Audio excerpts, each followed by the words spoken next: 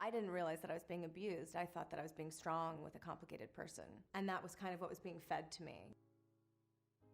You don't want to admit anything to yourself or to anybody else, so you live a lie and you live a facade that this isn't happening to me. The opposite of freedom. Well, of course, as a victim, for me it's a gender-neutral crime. What actually happens is that your feelings, I loved my partner, those feelings get abused. It's wrong for a man to hit a woman. Violence of any description is wrong, so it wouldn't have solved it.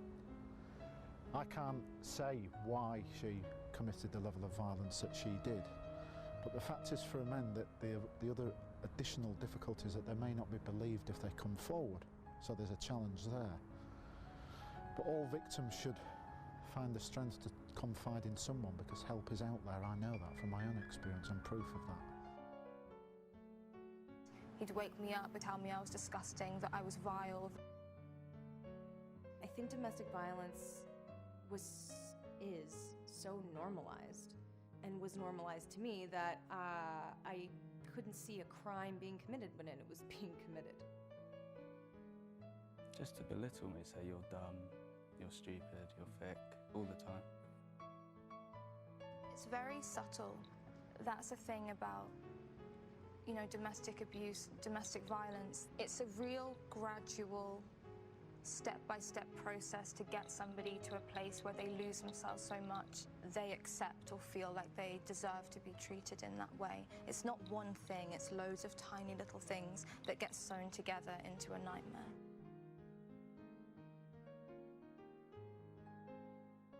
They present themselves as the savior, and then something happens, and it's shocking.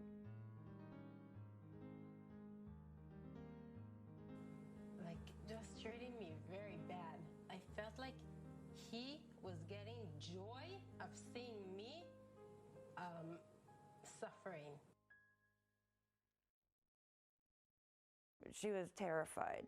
I mean, she was black and blue, or one side of her face was black and blue. Well, it started off, I was lying in the bed and she would wait till I was asleep and just hit me on the head with a bottle. And then she moved on to a hammer.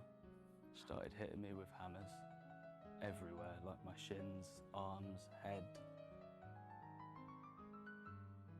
Part of the conditioning when you're in that relationship is believing that it's your fault and that you've done something to deserve this.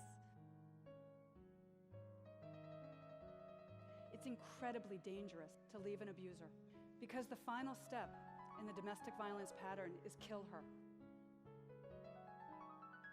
Because I knew if I tried and he caught me, he probably would have killed me.